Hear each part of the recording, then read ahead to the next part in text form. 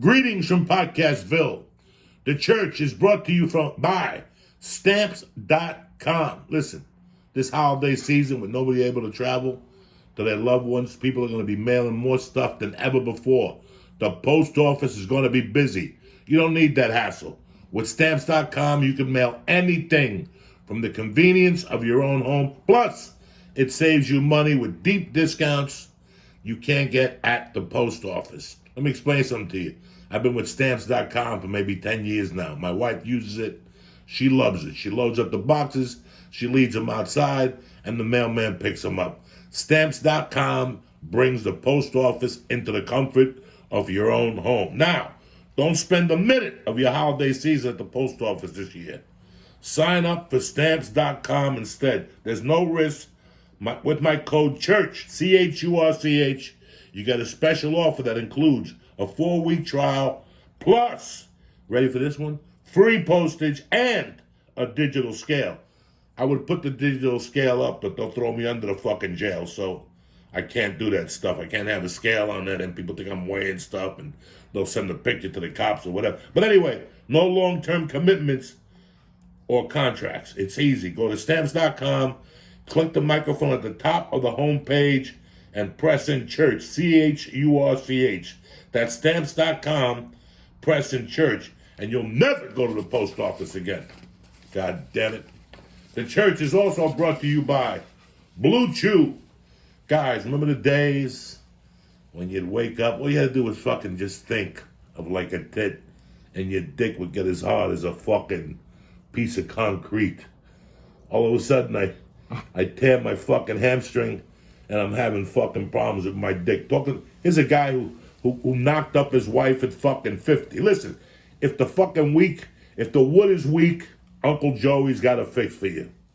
Blue Chew. It's the first chewable dick pill. Same FDA-approved active ingredients as Viagra and Cialis. This isn't the horny goat weed you get from fucking whatever that fucking mud is down at the corner store. This is fucking science. And right now they've got a special offer for the joint family. Visit bluechew.com. That's BLUE chew.com. It's that easy. And get your first shipment free when you press in code Joey, Joey.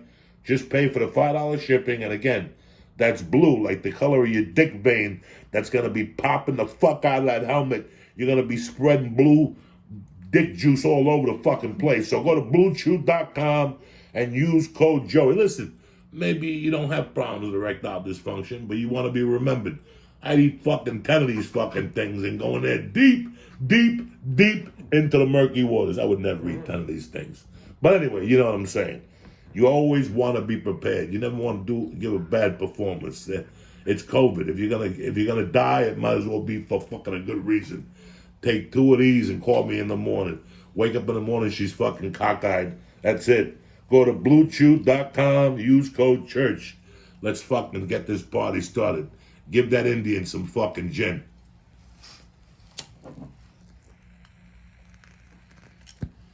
Candles lit, cocksuckers.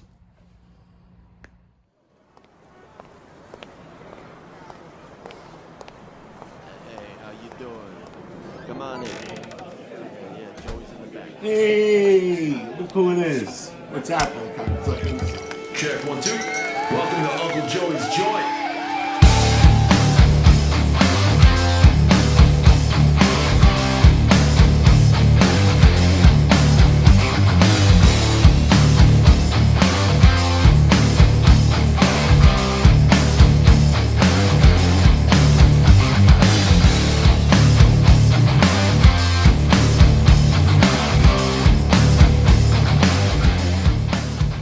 What's happening, you bad motherfuckers? Uncle Joey here. Wednesday, the 14th of March. It's a beautiful motherfucking day to be alive. It's been an interesting week. Let's start with what's been crack-a-lacking. For starters, I want to apologize to you guys. I did not go to my friend's wake. It wasn't that I did it out of, I didn't want to be there or whatever. Monday was a holiday, and the kids were off from school. My wife had already made plans. My wife had a full fucking day. We were supposed to go down the shore with another family and a kid. The rain ruined that. But anyway, you put it, she had a 6 o'clock meeting with some moms in the neighborhood to plan some shit. I'm happy they involved her. I was dressed and ready to go. You know, it's a 55-minute drive up there. But she didn't get home till like 10 to 7. I would have never made it in the rain and whatnot. You know, my heart goes out to the Holloway family. You guys know how much I love them. And the other thing is the truth. You know what, man? I fucking hate wakes. I forgot the bad part about living in New Jersey, that there's a lot of fucking wakes, and you got to go to a lot of wakes. And let me tell you something, nothing bothers me more than fucking wakes, because it takes me back to the original 4 that I went to. A, my father when I was 3. B, Anthony Balzano in the 8th grade. B, my mother in 79. D, fucking Dominic Special in fucking 80. So I had Anthony Balzano. I had 2 kids I was best friends with, and my mom vanished within fucking 3 years. You know what? My wake days are done. Every time I go to a wake, I drag that fucking cat back in. That luggage gets in, and for 2 days my head is all fucked up. And I don't need that. I need to be tip-top Magoo for you motherfuckers. I don't need to be dragged, because it reflects in my writing. It reflects in who I am. So my heart goes out to the Roger Holloway family. I mean, the Holloways are gone. Timmy's still around. You know, I always talk about Timmy, and I talked to him. I checked up on him yesterday. He felt so awkward, he didn't even go. You know, Timmy's gone through a lot, and I'm here for him, and he's here for me. So that's what this is all about. You know, going to a wake and making believe is bullshit.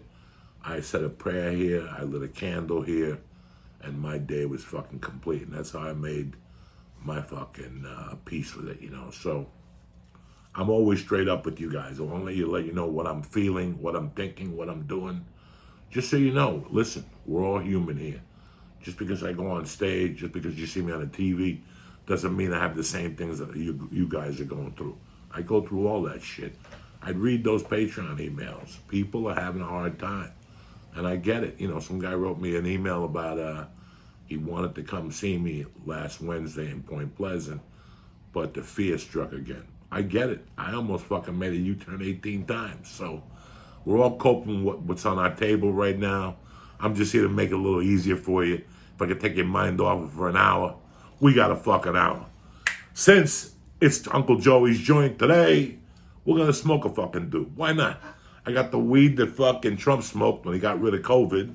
So what the fuck are we doing here? What are we going to do? Sit down and just talk to each other? Listen, if you got offended by Bill Burr's monologue, go fuck yourself. It's to the point, better yet, I've never fucking enabled somebody. Go hang yourself, because it ain't going to work out for you, all right? Bill Burr is a fucking brilliant fucking comic. Bill Burr is one of the most brilliant comics working today, okay? He's married to an African-American woman. He's cool as fuck.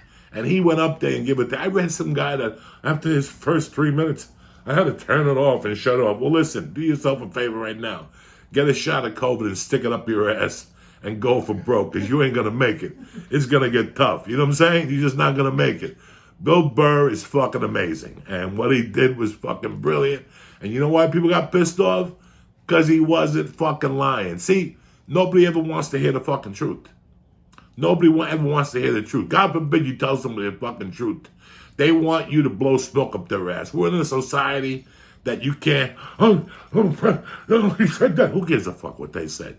You got kids? You got bills to pay? Then what do you give a fuck? Turn it off. I watched Saturday Night Live just for Bill. Let's get something straight in my world. They should be honored that for fucking the first time in years, they had a real comic on the fucking stage. Don't get me wrong. They had Chris Rock on the stage, but he was a staff member at some time.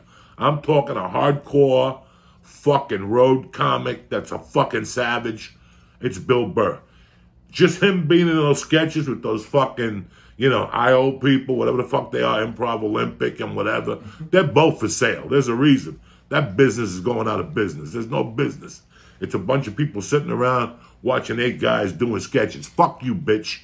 I go on stage by myself with a microphone, my balls, my heart, and what I got to say. You can't beat that. When you're fucking on a set, you got some guy writing lines for you, for all you comedic actors that they call stand-ups.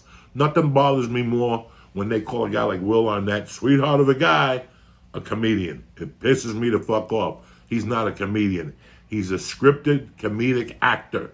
We are stand-ups. We are in the fucking bowels with walls behind us with 4 people in front of us vying for whatever, $15 or whatever the fuck you are.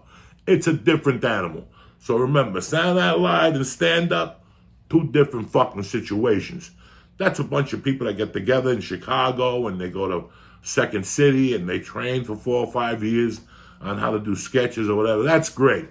But I came from a different fucking school. I came from the schools, I'm up there by myself, I'm taking all the heat myself, and I congratulate Bill Burr for doing what the fuck he's doing. Who gives a fuck? They're trying to cancel him on Twitter. He didn't even fucking curse. He didn't even curse. And you can see the audience is even a little mensa mort, like, we don't know if we should laugh. Get your life together. This is the one big change I found between LA and me being here right now. People got a sense of humor again. You could say stupid little things and people giggle. In LA, people will look at you. Listen, I never fed it. I never fed. I was never a part of that circle there. No matter what I did. And I didn't want to be a part of that circle. That was the problem. I used to get invited to those Hollywood parties all the time. I didn't fit. This is where I fit. I fit in perfectly right here. All the people around me, Staten Island, Brooklyn, New York, New Jersey, they understand my sense of humor. I understand theirs. I went to a 2nd grade party Friday night with the 2nd grade teacher. She had all the students there. It was outside. They were playing the night before, fucking whatever. And I started talking to some of the parents, and I was blown the fuck away. They were all a breath of fresh air. Why? Because it wasn't about Instagram friends, and it wasn't about, oh my God, that's, I'm over all that shit. If you're over 20 fucking 1, get your shit together. If you get insulted about words or whatever, it's time. It's time to say, you know what? I gotta throw my hands up. This is bullshit. You're gonna cancel Bill Burr or whatever. You can't do it. You're in no fucking danger. It's never gonna fly. So you little cancel people, go back under your fucking huts and go watch fucking Walking Dead or whatever the fuck it is that you fucking half a fags watch. You got me all fucking fired up already on a fucking Wednesday morning, cocksuckers. Huh? Why you gotta fire me to fuck up on a Wednesday morning with you get insulted over words? Your mother told you, sticks and stones will break my bones, words will never hurt me. If you're under fucking 30 and you never heard that, go smack your mother in the face. Because that's the first thing your mom tells you when you come home crying like a little bitch. Oh, they say I look like a monkey. You do look like a fucking monkey. Now suck it in, go out there and play. I used to have big fucking ears when I was a kid. I looked like something from a different fucking planet. I still do. I don't give a fuck. Call me whatever the fuck you want. Sticks and stones will break my bones. Words can never hurt you. If a guy is not even talking about you, what the fuck are you so worried about? There was men yesterday writing shit. Give me a fucking breather, man. If that's your way of getting pussy or standing by women, it's your actions that can count, okay? So I don't want to hear nothing about nothing. Let's spark this up. It's Wednesday. Where the fuck are you going? What are you doing with your life that's so fucking special? You're going to sit behind a computer with your white shirt on and pajama bottoms, scratching your fucking balls. You didn't wash. You just put water on your hair so you could Zoom all fucking day. Knock it the fuck off. Tell whoever you're Zooming with to go fuck themselves. You ain't got time for this shit. You're all Zoomed up. You know what I'm saying? How many people are going to die from Zoom addiction pretty soon? Pretty soon there's going to be fucking ZA. Any day now. Any day. Wait till these fags get a roll going. ZA. Zoom Anonymous. My name is Joe. And I've been addicted to Zoom for fucking 8 years now. Get the fuck. Give me a breather, man. Fuck you and Zoom. Here's to you motherfuckers. Hope you're having a great day. Hope you're smiling. Hope you have love in your heart, because that's all that matters right now. During this COVID, you're broke. Who gives a fuck? Everybody's waiting for an unemployment check. Good luck. Whatever. The least you could do is fucking just smile for 1 minute and give your soul a breather. You're going to live. If Chris Christie lived, you're going to live. If that fat fuck lived with asthma and sleep apnea and fungi toenail just like me, you're in no danger. You're sitting at home, 84 pounds. You don't want to leave the house because COVID's outside. Listen, give it a breather. Now, if you live in L.A. and you live in New York, you can't go out at night because somebody will hit you in the head with a brick, okay? Rick Moranis won't be doing any movies soon. That motherfucker got sucker punched up on the Upper West Side. If you're living on the two coasts, once it turns dark, mind your business. You know what I'm saying? You don't know nothing. You don't want to know nothing. You don't even want to get food delivered because you don't know if the guy's delivering food is going to fucking rob you. That's how serious it is in New York. But here's to you motherfuckers on a beautiful fucking Wednesday morning.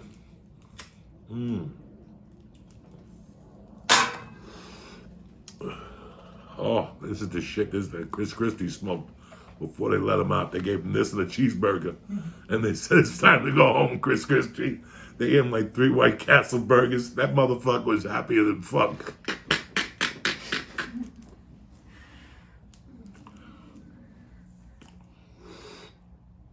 Tremendous.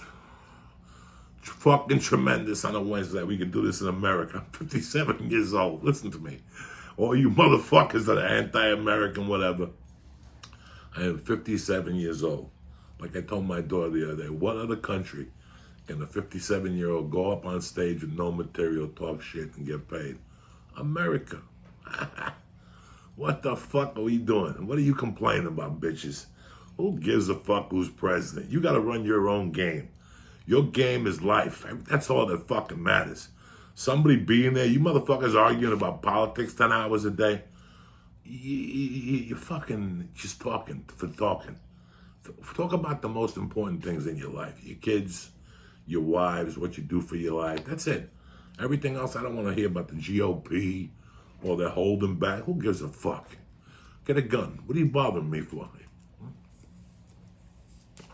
I'm waiting for my unemployment check. I hope to buy a gun because you got to earn, cocksucker. You're making $900 car payments. You know what I'm saying?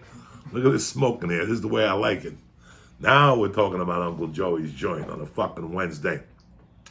If you haven't seen the Comedy Store documentary, I made it to episode 2, and I just made a comment like I was lucky to be on there. And my boy, the director, Mike Binder, called me. He's like, are you fucking crazy? You're all over. I just was making a joke. Listen, in today's world, you never know where you're going to end up. You know what I'm saying? You cut a movie, you're not guaranteed to be in it, especially with all the chitter-chat that's going around. People are scared now.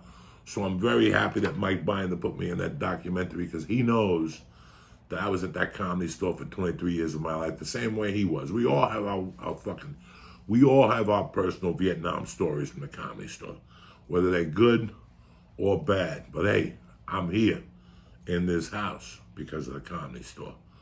The Comedy Store was that influential in my life. The Comedy Store documentary, the last week's with Freddie Prinze, was so good that I came downstairs, I cried, and I fell in love with comedy again. And that's what I wanted to do during this COVID. I didn't care about the business side of it. That had nothing to do with it. All I wanted was to re-fall in love with comedy again. I don't know if you're a musician, I don't know if you're an artist, you're a painter, you draw, whatever, you're a circus act. You know, once you get involved in the game, you forget what the game is about. It becomes money and Netflix, and this guy wants to do a special with you, and this guy's doing this. And sometimes in all that catch-up, you forget about the love that you had for that art, you know, taking things for granted.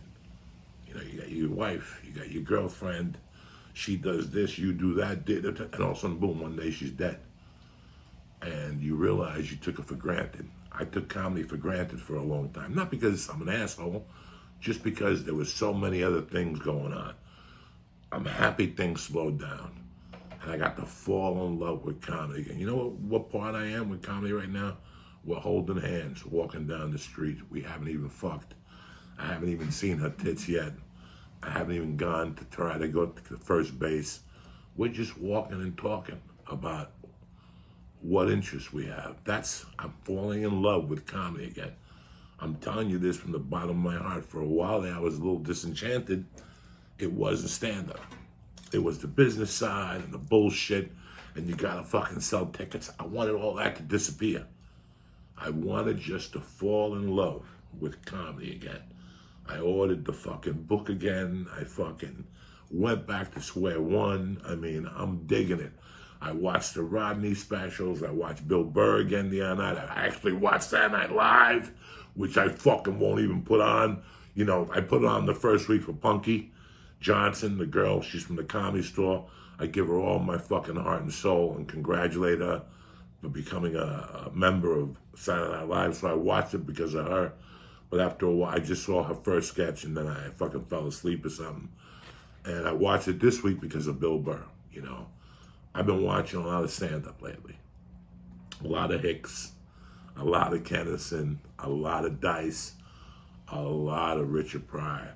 The other night I actually came in here and put a Richard Pryor album down, fucking lowered, turned off the lights, and just sat here high as fuck and listened to his Was It Something I Said. I'm just reacquainting myself with comedy again. I'm just falling. I'm doing those 4 shows in October, and then I'm pulling back. It's like she had to go on a trip. You ever start dating a woman, and all of a sudden, right in the middle where you start, when you're ready to fuck her, all of a sudden she got to go on a trip for work for 4 weeks. That's what's happened to me. So now that's going to drive me even crazier. I'm going to write while I'm doing the movie. I'm going to write.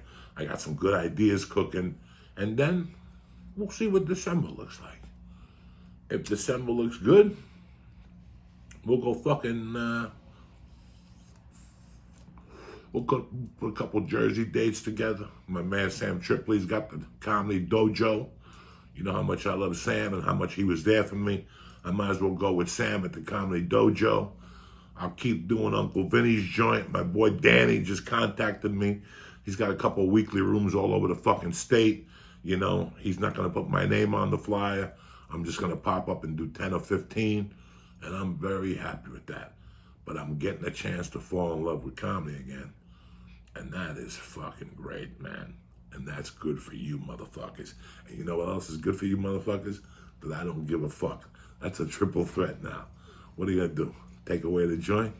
You'd have to fucking bring 10 Puerto Ricans to take this motherfucker away from me.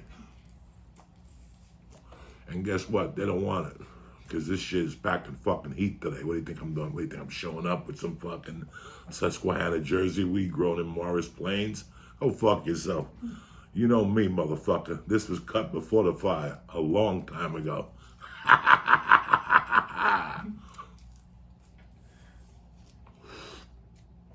I haven't spoken about it, but I do miss some of my friends in California. I told my wife the other day that I felt bad that it didn't work out. It didn't work out. You know, what are you saying by working out? Mercy graduating high school.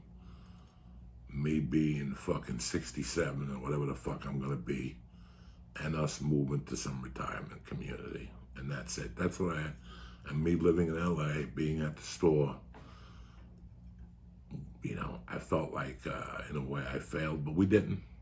But I miss it. And one of the people I miss Brent from Subconscious Jiu-Jitsu. That was my brother all the way to the end. I miss Roy from Corona Muay Thai. I miss my neighbors. I miss fucking Back to Wellness. That's where I went for acupuncture. That's where I went for my chiropractor. I miss Bully Busters with Keita. You know, I miss so many people. Eddie Bravo, I spoke to yesterday. I miss that crazy conspiracy fuck. I miss Sam Tripoli with all my heart. But I'm going to tell you who I missed, and I didn't know I missed him until yesterday morning. And I even talked about him with Jimmy Florentine when we went down to the record store. I want to thank Vintage Vinyl and Woodbridge for hooking me up with the fucking goods yesterday. And trust me, they still got another 50 albums I gotta buy. I just went light yesterday because I had my daughter with me. So I couldn't act like a fucking asshole, like geek out in front of my daughter. But my daughter found something. She found both Longest Yards together. The one with Adam Sandler and the one with fucking Burt Reynolds. So I gave a copy of it to Luke, Jimmy's boy, because he loves the fucking movie. So I said, you gotta watch the original too, which you probably won't like. Because the 70s, the movies were a little slow. They got their message through to you, but movies were just a little slow. I was telling, Jimmy Florentine on the ride down that I was just scared of being, not scared. I was sick and tired of being alone. Yeah, I had Lee, and I had my man Steve Simone and Dean Delray, who I miss with all my fucking heart. I missed the Comedy Store with all my heart. I'm gonna tell you, it was a good guy. And if you get a chance, I know you're gonna watch it anyway. The Cabin with Bert Kreischer. Bert Kreischer put me in the first episode, Between You and Me Again, in my fucking delusional, marijuana mind. I thought they were going to cut me out, Netflix, whatever. I was expecting to get the cut and fuck out of there. But, oh my God, somebody sent me the link this morning. They sent me a link a few days ago to watch it earlier. And I watched it, and I was very surprised. And I think it's a great fucking show. And Bert was very, very good to me. Look, man, I appreciate you guys that went out to Akron, Ohio last week to see Jimmy Florent. And he told me, like I told you motherfuckers, from now on, Jimmy comes into your neighborhood, you do me the personal favor. You just pay for a ticket or wait till after the show and go buy a shirt, a CD, go support. Yesterday, I went to buy albums with him. And on the way back, we stopped by his house. And this was interesting. We were talking, one thing led to the other, and he showed me an album. He goes, you see this guy? He goes, I already bought this album on fucking iTunes and Amazon, but I don't have the album. I bought it because the guy is such a great fucking guy, and I want to support the band right now because they can't tour. That's Jimmy's way of thinking. I bought a couple of albums and stuff like that, but I didn't buy music coming from that perspective, from new bands. I just got turned on to a couple new bands this morning, and I'll be buying their albums, support them. And I know you can't support everybody. I know that you guys are fucking working hard for your dollar. But I want to thank you for supporting Jimmy Florentine. The other guy, Bert Kreischer, you motherfuckers already are paying to go see him. So, but I want you to know how good of a guy he is. Bert, every Christmas had me over. He had my family over every Easter. All limits, Isla, in fact, Isla used to go, fucking Mercy goes in my room and starts playing with my toys. Mercy kids don't listen. My daughter, if I buy her a toy, it's good for 2 fucking days, and then she forgets all about it. For 6 weeks, I had her on the fucking tic-tac-toy fucking video, and I told her I would buy that thing if she behaved on the whole trip from California to Jersey, and she was a fucking angel. And one day we were making a run for something, and I go, hey, look at Target right there. Let's go in there. And I took her into Target, and I told her, do what you need to do, get a couple of fucking dolls or whatever. She brought them home. I didn't see her the rest of the day. Now I go in there, she's playing with Legos. She hasn't talked about it. That's kids, you know what I'm saying? So when we would go over to Isla's, to Bert's, she would go right to Isla's room. My daughter's scared of dogs. My daughter wasn't scared of Bert's big fucking dog for no reason. She would go into Isla's room and play, and I would hang out with Bert. Good man, and I miss him. I miss Theo too, but I miss my times over at Bert Kreischer's house. So when I watched The Cabin, the person that came to my mind is, rest his soul, I mean this in a positive way. When Ralphie May fell into his dollhouse outside his house when we were younger, years ago, we had a fucking dollhouse. Not we, Bert Kreischer and his daughters had a dollhouse outside his man cave. And as we were walking out, me and Bert were talking about whatever. Ralphie was waddling behind us. And all of a sudden we just hear, and we turn around and Ralphie's like, get me out of here, player. I slipped in the darkness. We had to carry him out of there, and the dollhouse was smashed. And I was thinking about all the nights I went over to Bert Kreischer's house with my family. It was just to do stupid shit. But one Christmas, guys, Christmas in LA is like fucking 60 degrees, you know what I'm saying? It might turn to 50 if fucking the wind blows or something. But this one time we went over there.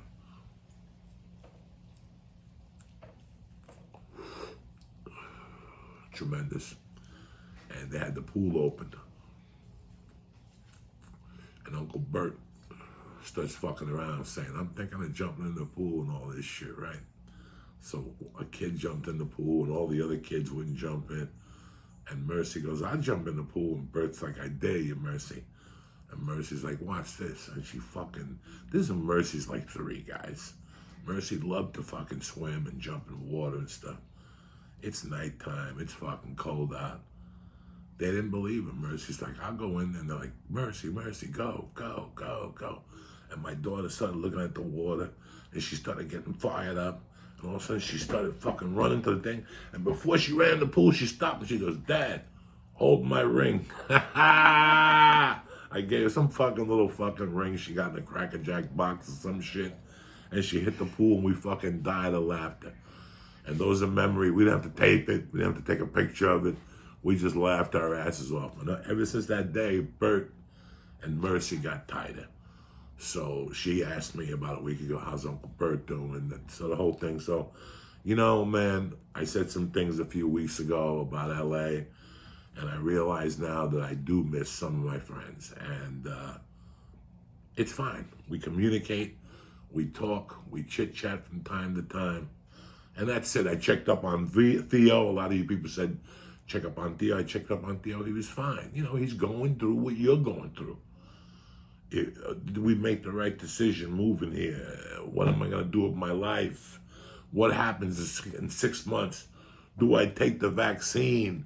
What the fuck? It's just too many fucking things. So people are at their fucking peak. So I get it. I get it if you're upset. I called everybody I can. I check in. I check in with Lee. I check in with Steve Simone. And that's it. That's the best you could do. I'm fucking stoned already. I love it. You know what I'm saying? Don't take much these days.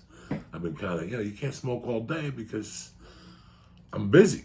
I got the kid. I got the wife. I got shit to do in the daytime. But when we do have a little chance to tate like this, we got to smoke a little number from time to time just to throw you off. You know what I'm saying? Just to let you know I still got you.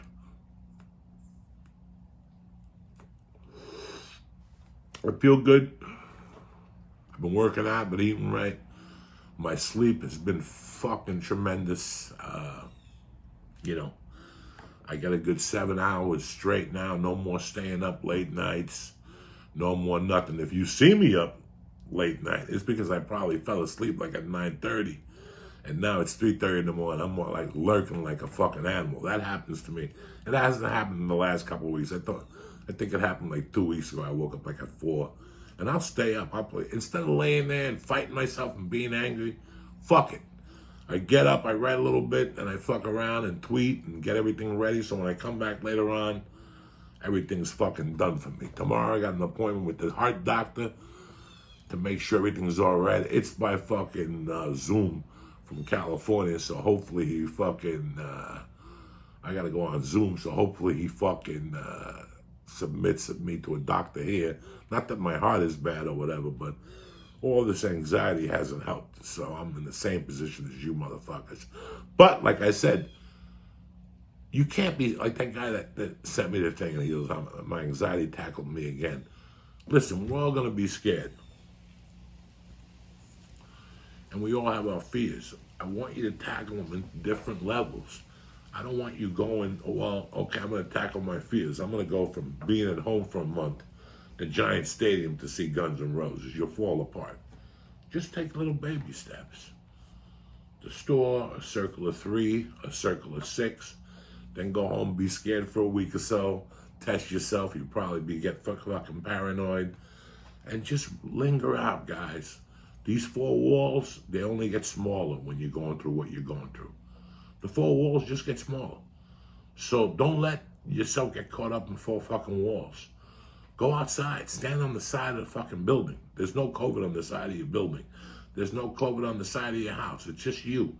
I want you to breathe. Look at the sun. It's raining today in Jersey. Do you think I don't go out because it rains? It rained Monday. You should have seen me. I was fucking everywhere. Rain don't fucking kill you.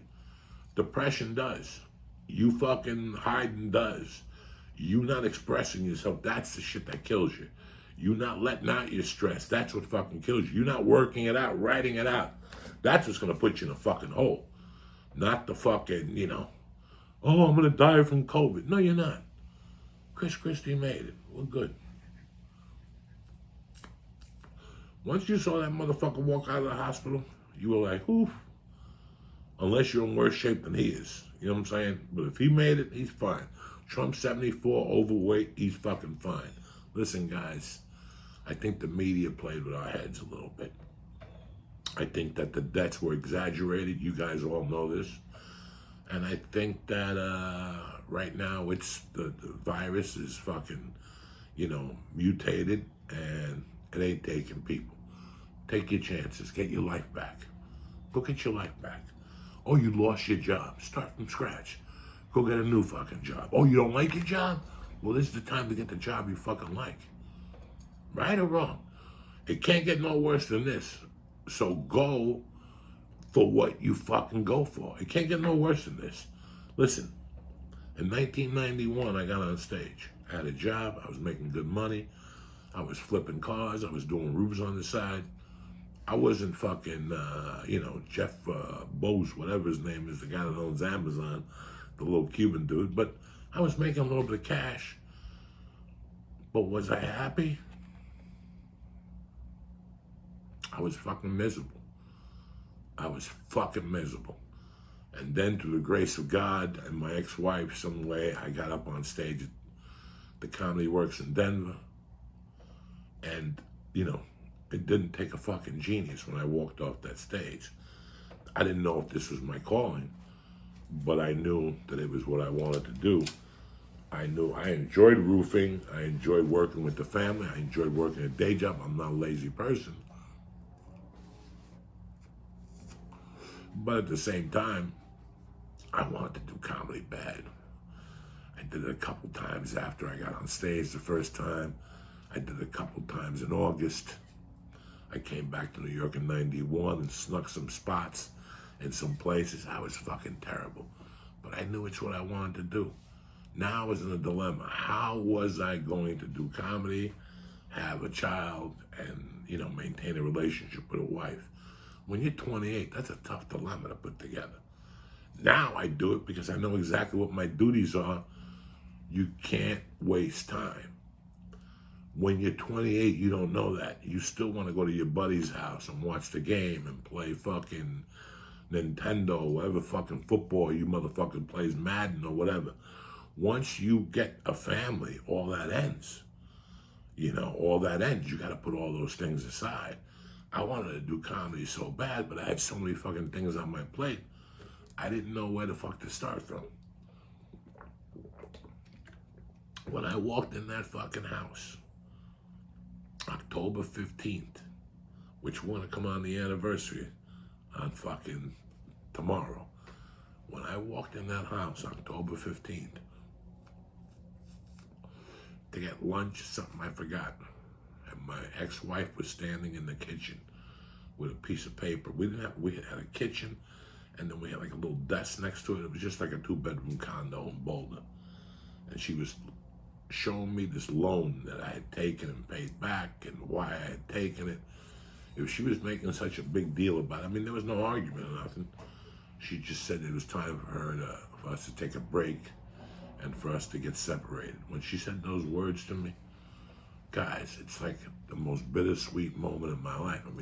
I didn't want to lose my wife, but I did want to do fucking comedy. I didn't want to lose my wife, but I did want to do comedy. Over the weeks, she told me, yeah, you're still going to have a relationship with your daughter, blah, blah, blah, blah, blah. But I went right for it. Why? Because when we got separated, something happened with the roofing company. All of a sudden, they had a big job in Jersey, and they couldn't take me because they already had an estimator and a roof stocker over there. So I was left without a job. So as soon as all this happened, what do? You want me to cry?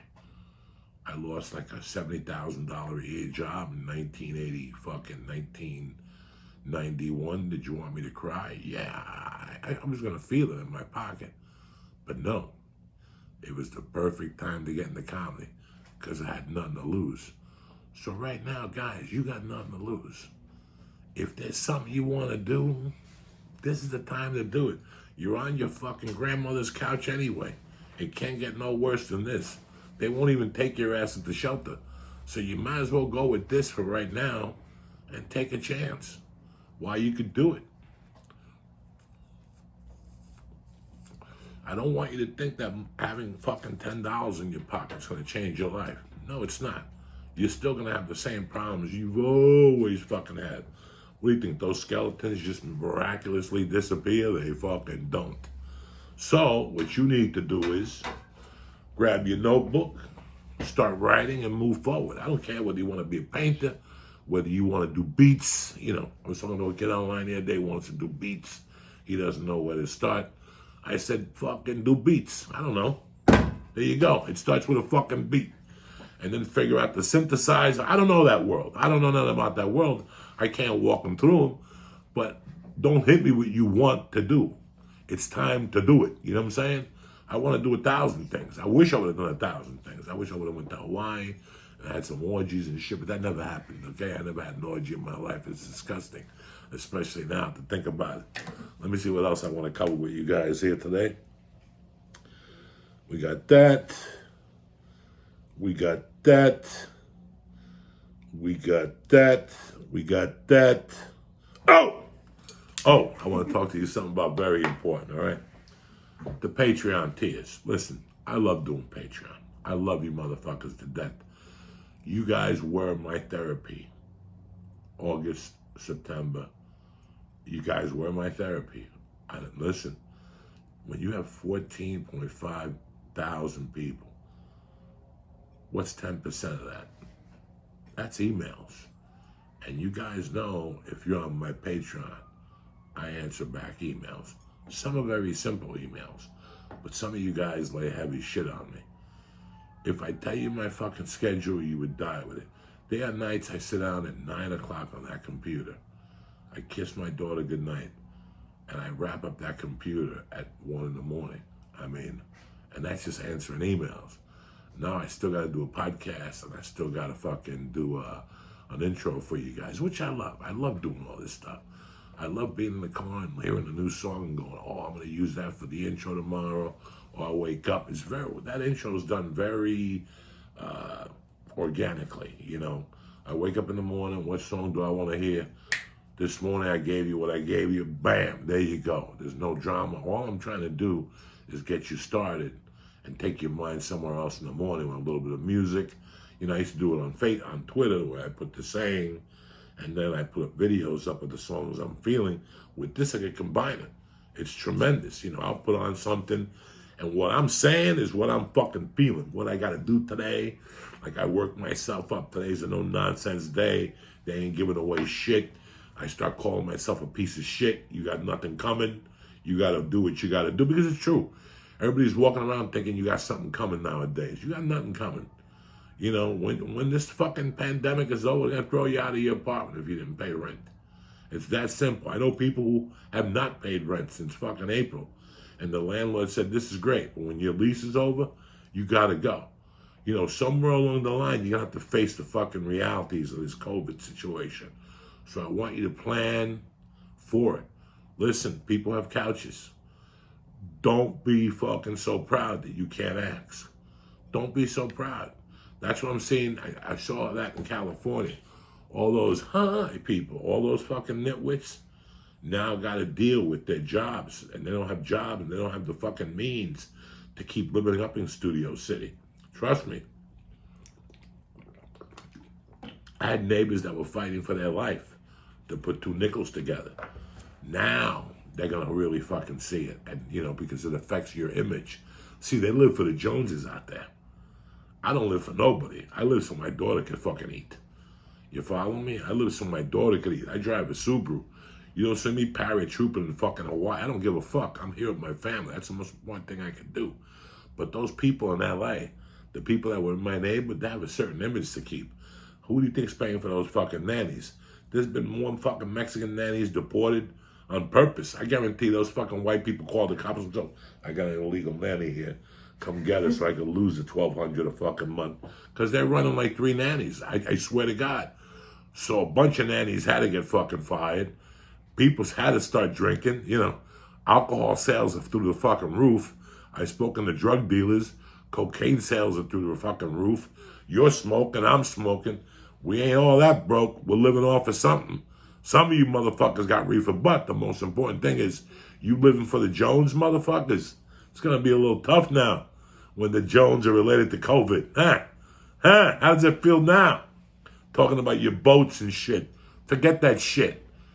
Forget that shit. Now that those LA people are gonna fucking feel it with all their bullshit. And listen, my heart goes out to them.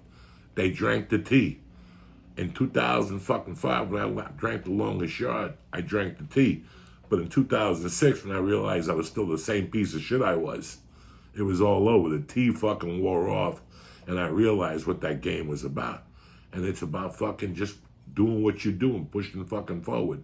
And you can't worry about what this guy's doing or that guy. Or, oh, he's got a new car. I got to buy a new car. You don't got to buy dick. Fuck him. What else you don't know is that motherfucker's paying $800 a month, and you can't borrow $800. You come to me and say, listen, I can't make my Ford payment. It's $240. I'll give it to you. $240 ain't shit. But you come to me for an $800 car payment, I might lend you half the first time. The second time, I'll suggest that you light the car on fire, or we can light it on fire together. I know exactly how to fucking do it. I've lit cars on fire before. It's no big deal. But right now is a good time to look at your finances and see what what you can live off of and what you live off of. Cable's fucking high. I look at cable every night and I go, why the fuck do I pay all this money? I only watch one fucking channel, and that's just once a week. I watch CBS 60 Minutes once a week. If I watch football, it's at Florentine's house or something like that. I don't watch that much fucking TV. Last night I went upstairs, my wife was watching some lady with some tattoo on her leg. Get the fuck out of here. I came right down and went back to answering fucking emails. I don't watch fucking TV. So if you're not watching that much TV, cut. You don't got to deal with the Joneses no more. It's fucking COVID, cocksucker. And that's it. I don't even know what else to fucking tell you. I'm nice and fucking high. Rule number 1, don't get high in the morning. And it's been happening to me the last couple times. The last 2 podcasts I did, I paid for those motherfuckers after the cameras got turned off. The first one was that spray day where I did about 19 sprays. I didn't feel it till like 3 o'clock. And fucking Sunday's podcast, I ate a 200 milligram capsule. Woo! I'm not doing that no more fucking at 10 o'clock in the morning. That was a big mistake. I found myself nodding during the fucking Miami Dolphin game like a heroin junkie. I had to get up and fucking eat 22 chicken wings. Thank God I didn't gain no weight, and Weight Watchers is all right with chicken that doesn't have the sauce on it. But we all got fucking problems. But I will tell you one thing. If you have a chance this weekend, or if you don't have a chance, or if you just find somebody with Showtime, I think you can fucking pirate the app. I don't fucking know. I don't know nothing about that. I just had, a lot of people emailed me and said they saw me on it. If you get a chance, watch the last 3 episodes. And if you get a chance, watch all the 5 episodes. It is very interesting. I sit here and I say shit sometimes that it's not a lie, but it's not correct in the way I say it. I was part of something. I wasn't part of a crime organization or the mafia. I was part of the fucking comedy mafia. I was part of something that was so fucking big, and now that I'm here and I see it, I was so proud of. I was so fucking proud of. I didn't do a lot of good things in my life, but life, God, Buddha, whoever the fuck led me to the fucking comedy store. Just led me to the comedy store. I got off that fucking, I drove down with my girlfriend, the stripper, in a trailer. We were pulling a fucking Mazda. Excuse me. And we landed, I gotta be honest with you, we landed in LA at 7:15 at night. We got on the 101, exited, we didn't know where we were going. We had a trailer. One of those fucking RVs. We were fucking towing a fucking car, and we had a dog in the RV. I didn't know where the fuck to go. We pulled up on Fairfax Boulevard. We disconnected the car. We went to Acapulco, a.k.a. the Sycamore Tavern, where Sam Tripoli ran. That's what that place was, Acapulco Mexican restaurant. It was all you could eat. I fucking went down there with my girlfriend. I ate dinner. And there was only one place to go on that Monday night, January 29th. There was only one place to go. And I went right to the comedy store. And they didn't let me park on the lot. I had to pay to park and walk in like a civilian. But I walked around the back and it was just amazing. I saw a couple comics I had known, James Stevens III. It was Monday night. I think it was an open mic night. I met Wheels. I saw the guy from The Last Dragon with Eddie Griffin. I saw Eddie Griffin. Didn't say anything to anybody. I just sat there and I watched the show. I talked to Bill Barris. I forget that's his name, Barris. I forget now because I'm high. And Don Barris. I'm sorry, Don Barris. I spoke with Don Barris. It was funny. I was just watching a video about Van Halen on Jimmy Kimmel, and I don't know, something had happened, and they were running late, and it's a fucking video of Don Barris with his suit on, pushing the fucking crowd back as a Jimmy Kimmel warm up, fucking tremendous if you could see it. I saw a couple great videos this weekend. If you get a chance, if you want to watch real podcasting, the beginnings of podcasting, there's a fucking Howard Stern with Artie Lang and Robin, and Dice calls in because Artie Lang did a gig for Dice, and Dice never paid him the $5,000. It was 2 weeks later, and Artie got mad. You listen, man, to do a good podcast, you gotta watch the old Howard Stern shows, because that was the beginning of the podcast, and they didn't know it because it was a different level of opening up. Artie was really doing some, I haven't heard from Artie. I reached out to him a couple times. I hear he's doing well. I hear he's scared of COVID and he's taking care of his mother. But most importantly is that he's clean. But I don't give a fuck what you motherfuckers think of Artie. Artie's made some mistakes and he's done some heroin. So what? Who gives a fuck? When Artie Lang was on Stern, those are some of the best fucking years of radio, as far as I'm concerned. You want to argue with me, argue with me. And they were the beginnings of podcasting. Because it wasn't like, hey, you just heard Eric Clapton, slow hand. No. It was just these guys talking.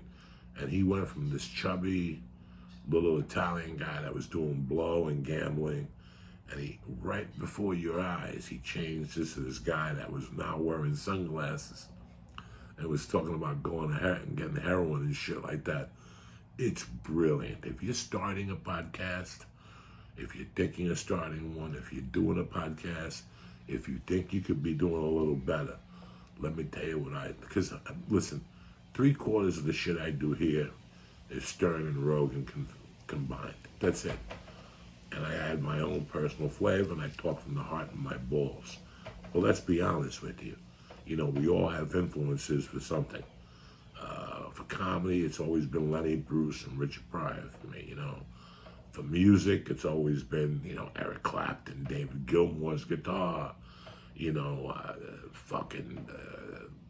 Bonham's drumming, Robert Plant, what he does on stage with his body, it's always been something.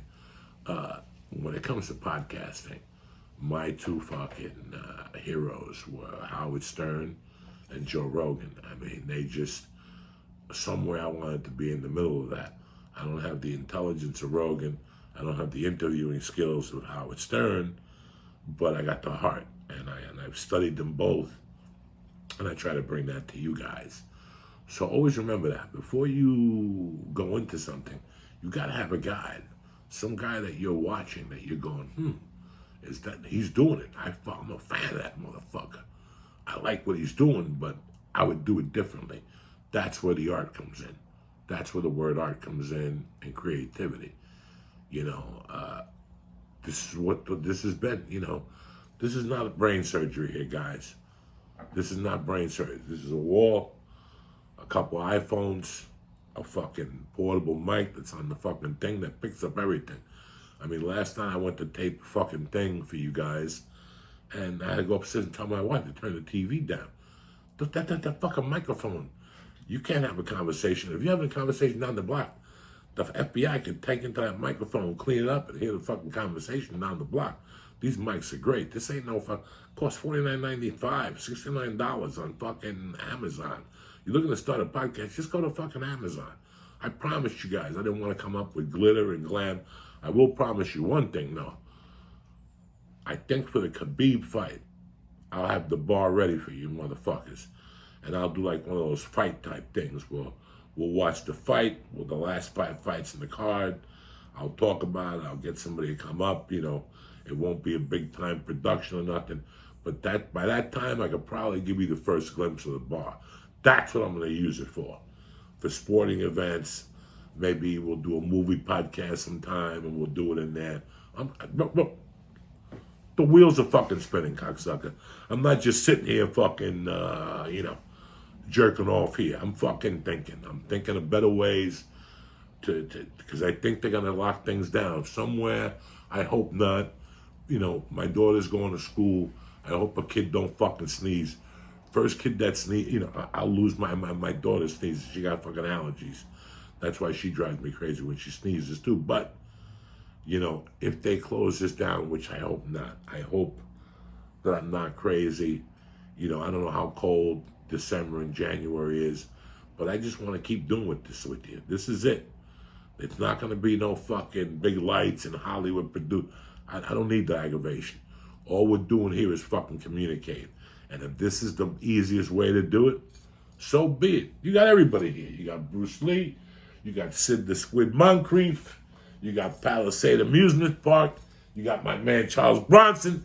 And you got AC/DC 4 days before I saw him the first time. That's June 30th. I saw him August 4th. What's the fucking difference? Who gives a fuck? It don't make me no better than you motherfuckers. All I'm saying is, we're here and we're queer. The joint is fucking done. Episode 4. What did we learn today? If you got offended by Bill Burr, just fucking jump off a bridge. Leave me the fuck alone, okay?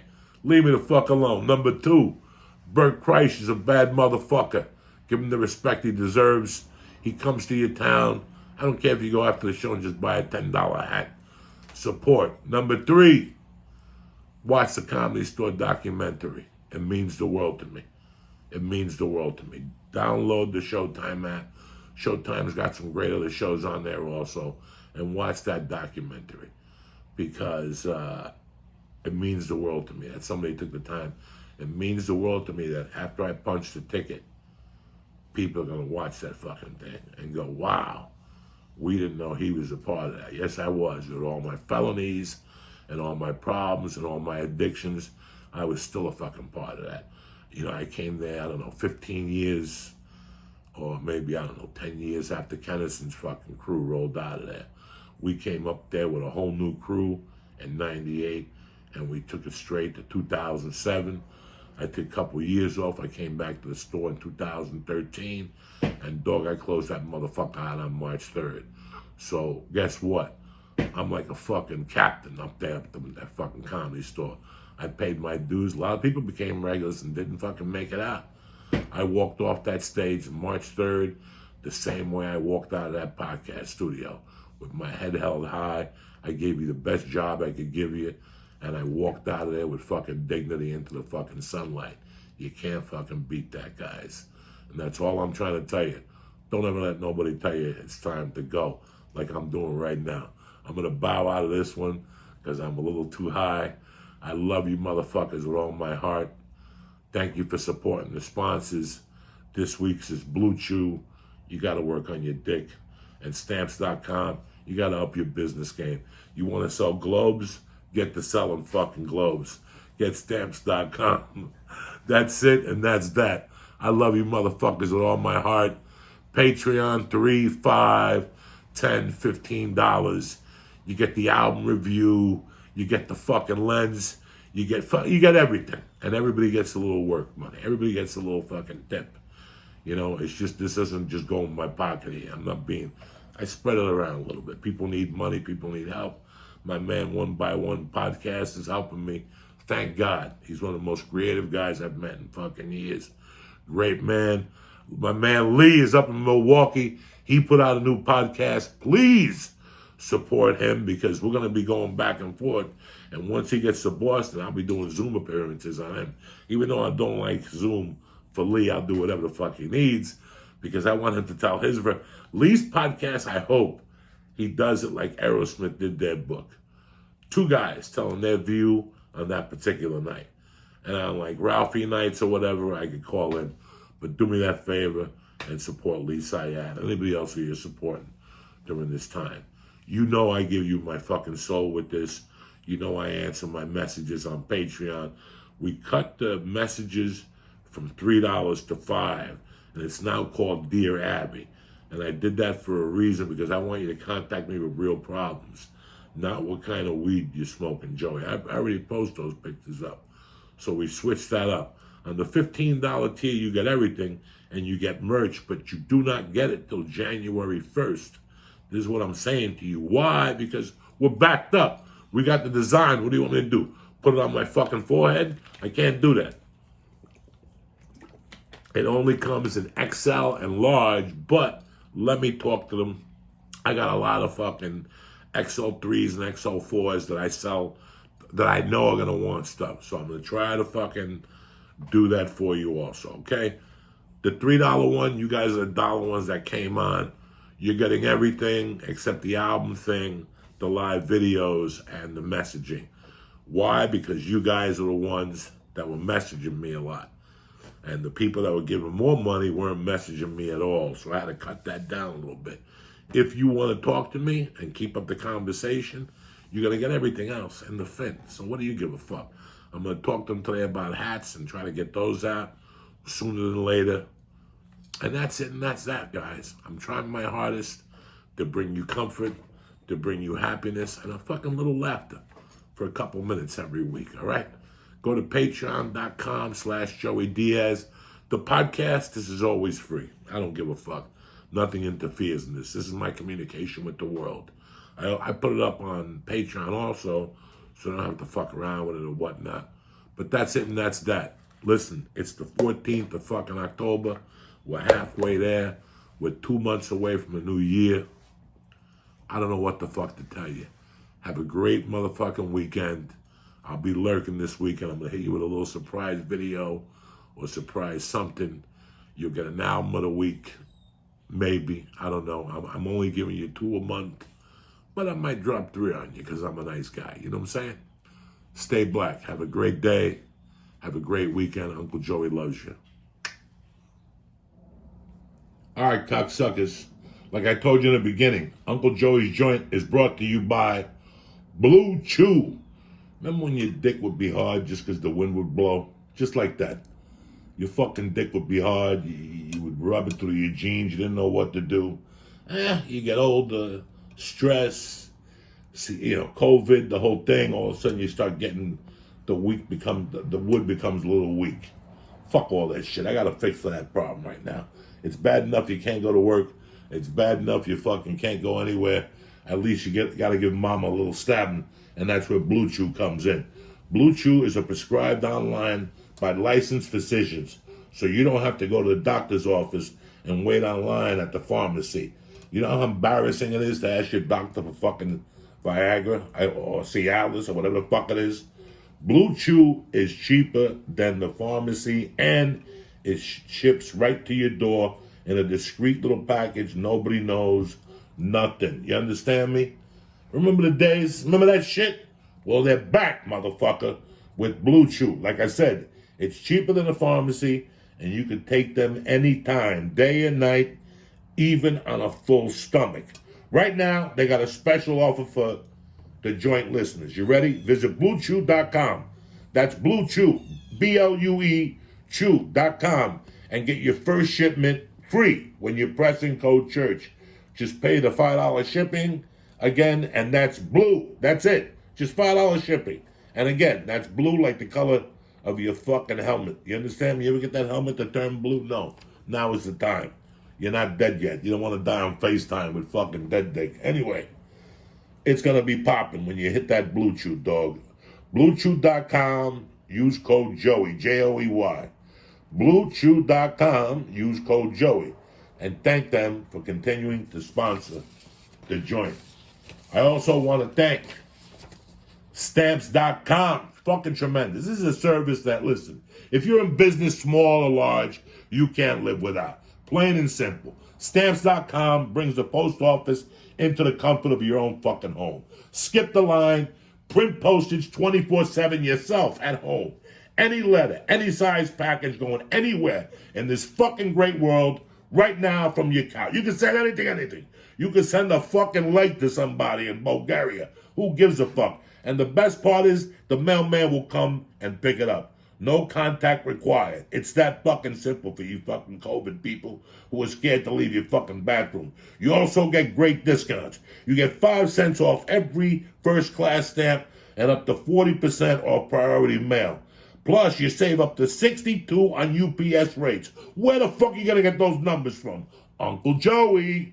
So, don't spend a minute of your holiday season at the post office this year. Stamps.com is a no-brainer, especially now, saving you time, money, and keeping you safe. There's no risk. With my code CHURCH, CHURCH, you get a special offer that includes a 4-week trial, plus, ready for this, free postage and a digital scale.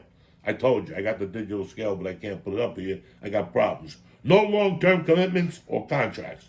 It's easy. Go to Stamps.com, click the microphone on the top of the home page, and press in church. That's Stamps.com, press in church. And never go to that fucking post office again. I want to thank Stamps.com. I want to thank BlueChew.com. But most importantly, I want to thank you guys for being here. Uncle Joey's Joint loves you, cocksuckers. Stay black. There you go. I don't want to be like that guy in the COPD commercial. Grandpa, you can't blow out the candles. Go fuck yourself.